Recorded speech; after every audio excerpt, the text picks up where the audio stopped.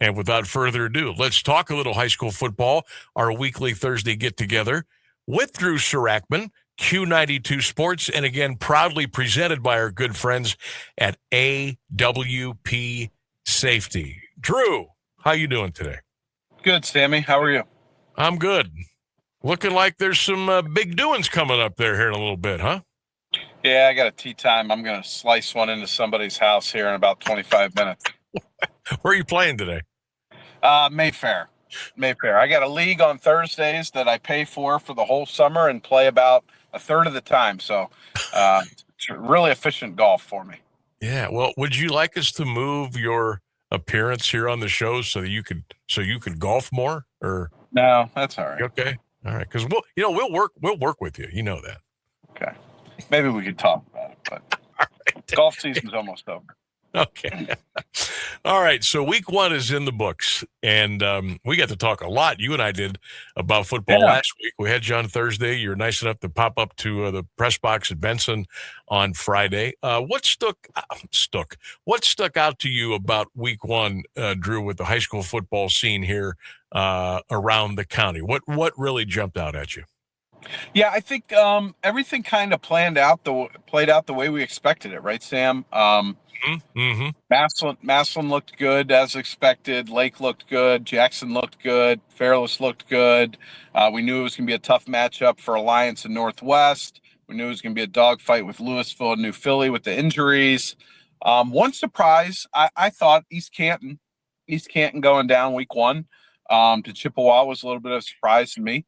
Coach Spider-Miller had some success back, but I'm sure he'll right the ship going into this week. And I wouldn't say it was a surprise, but one thing that stood out to me, and you saw it firsthand, and I'm not sure if you saw Warren Harding down on the field at all, the type of players, but for the McKinley defense to hold a team with 5 Division I scholarship players to 61 yards is unheard of. It's unheard of. Think about it.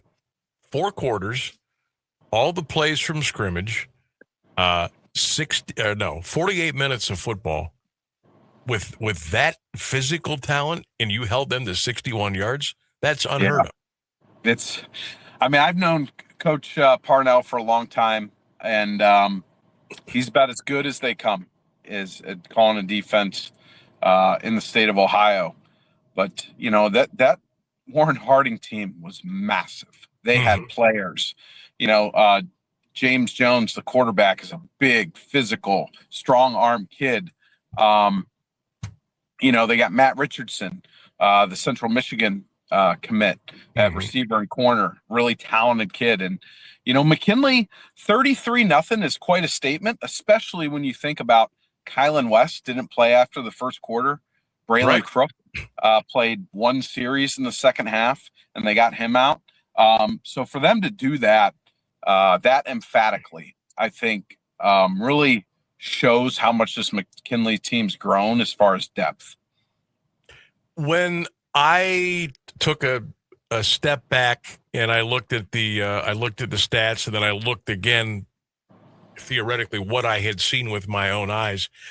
And I came out of there asking the question, which we kind of have a little knee-jerk reaction, but I just was like, was McKinley that good, or was Warren not that good? What would you say to that? I think we'll find out in the next couple of weeks. Warren Harding's playing a couple of Stark County teams. I think week 1, I always talked about this when I was a coach. Week 1, a lot of crazy things can happen, and I kind of went by I don't like to quote Mike Tyson a lot because I don't think he's a man of wisdom, but in this scenario I will. Everyone has a plan until you get punched in the mouth. Right. So I think that's week 1 in a nutshell, right? Everyone has an idea of what they're going to be, what they want to do. Okay, now it's physical. Now we're out there hitting and see how teams respond. You mentioned Lake when we kind of brought you in here today. They were a 2014 winner over North Ridgeville. Ridgeville was replacing their outstanding quarterback from a year ago. But this looked like it was a really tough, hard-fought game, pretty much down to the wire. I think that Lake is going to have a really nice season. what are you looking for out of them as they take on Boardman, a team where I read has kind of struggled a little bit. The new Youngstown school got him last week. Lake probably should be 2-0 right after the end of Friday. Yeah, I think so. And I'm going up to St. Ed's and McKinley to watch that game. But if I wasn't, I love going to watch a game at Lake. I mean, what a great environment. They do such a great job over there. It's always, especially a big game. That's one of my favorite stadiums to watch. It's loud. It's a great vantage point of the game. You're surrounded by all the cars, people tailgating out there. But I think Lake puts them away. Maybe a 2-touchdown lead at half and then cruises. And we need Lake to get some rest. They get these injuries every year. Let's get those starters on the sideline in the fourth quarter. Drew Sarachman, our guest, Q92 Sports, presented by AWP Safety. He's with us every Thursday at this time here on the show, 1310 WDPN. I do need to say this real quick before we continue, Drew. A lot of people have asked me the last couple of days, why aren't you doing the McKinley St. Ed's game? Very simple. We crested space months ago. I mean, months ago. And we're told that there was no room left at the end. Then we saw that they moved the game from Lakewood Stadium to Finney Stadium in Berea. So we reached out again. And again, we're told, sorry, there's no room. So that's why we're not doing the game, because there was no space for us to go up and broadcast. So I just wanted to get that out there. But you're going to go up there. Yeah, I am. I'm going to go up there, so I'll report back to you. But good. I think Rock Sports or whatever it is up there. Yes. Really trying to corner the market on the St. Ed's home game. So I'm sure that has something to do with it. Oh, yeah, that has a lot to do with it. You are absolutely right. Kind of sort of old news now. The Jackson went over Chardon 34-13 because that was played on the Thursday. But, gosh, I keep looking at some of the stats from that game and what Carter Mullerman was able to do, and the fact that they went on the road and did that. I think Jackson had a nice opener. Boy, they got to come right back now and play a really good Hudson team. This is one of the better matchups this weekend, I think. Yeah, that's a great game. If I wasn't going up to watch the Pups, I think that's another game I would be really interested to see in person. Hudson beat a really, really good Austintown Fitch team. And I think Jackson did what they were supposed to do, handled business against a physical Chardon team. That's going to be a heck of a game.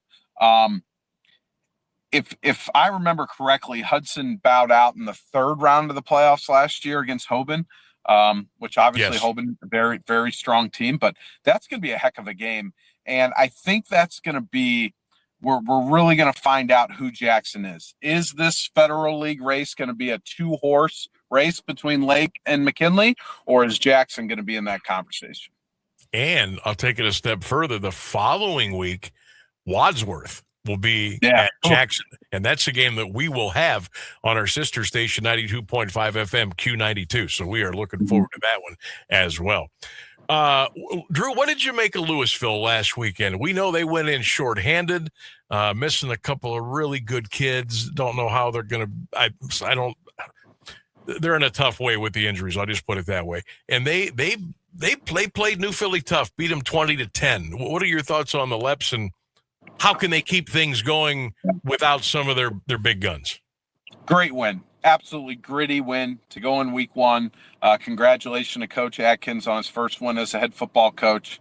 I've been there. I've been in that situation. A lot of butterflies before kickoff. He probably didn't sleep the night before, especially they were down 4 starters. They lose Wilson to an ACL, which really stinks for that kid. Yeah. And then Burek, is week to week with a knee injury as well. So I still like Louisville in this game. I think they're disciplined. I think they're physical. I think they will figure some stuff out on defense. They gave up a lot of yards, which is uncharacteristic of them. But they also ran the football well. So I'm going to take Louisville again against Ursuline.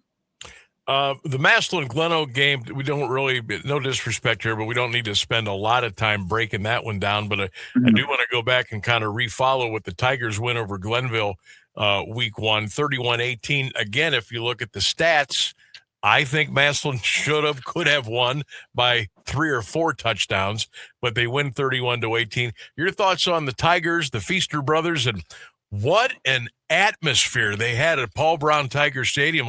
New announcer, a hype guy, a DJ. They're firing hot dogs and T-shirts into the crowd. It was wild over there.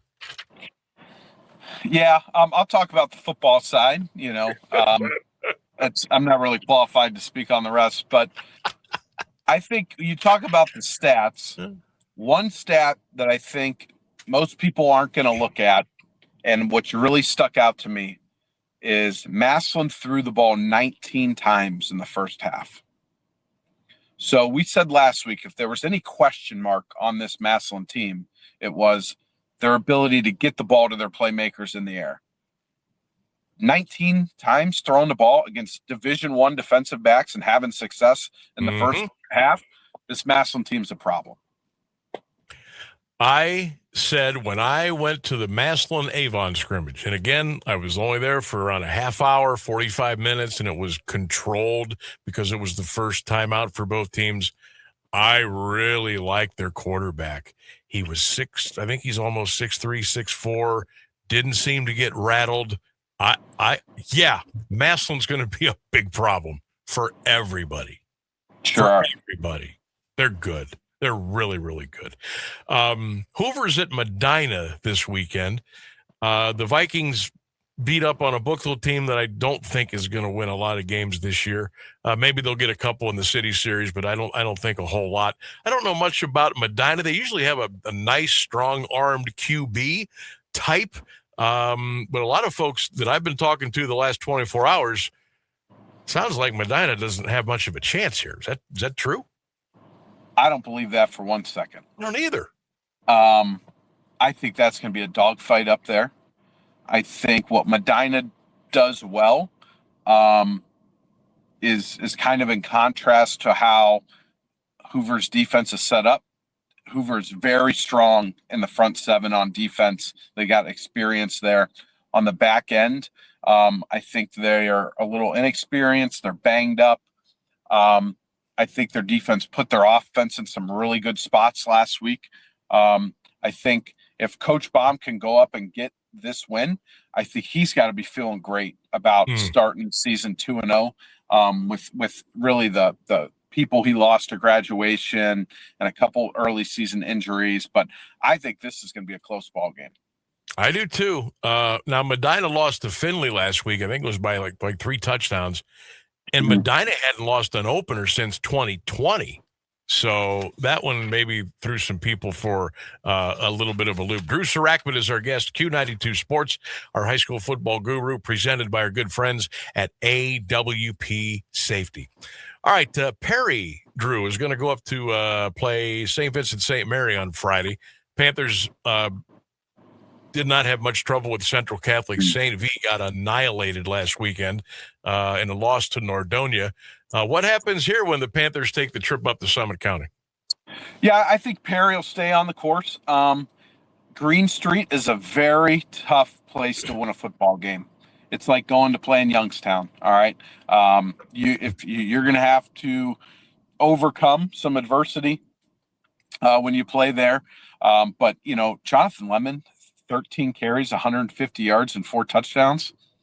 I mean, that's pretty phenomenal for Perry. Yeah. I think Perry's going to go in there and take care of business. And then they've got Warren Harding, I think, coming up week 3. Yep. And that'll be a good game. Yeah, there's some. I hate to just rush by week 2, but boy, we got some big games coming up here. Week 3. I want to talk a little small school football. Obviously, Canton Central Catholic started on a tough end against Perry. Another team you're kind of familiar with, Mogador at the small school division. They started off the year 1-0. This is a nice little series now. I'm glad these teams are playing each other. They go home and home every other year. Central's just the numbers are not bad. Like they've got, but it's just been a tough row for them the last year and a half or so. And obviously we're all hoping that they can kind of get get things back on track. I think Brock Bourquin is a nice quarterback. I like the running back, Kenny Stroud. Will they have enough to get Mogador, or the Moggies be too tough?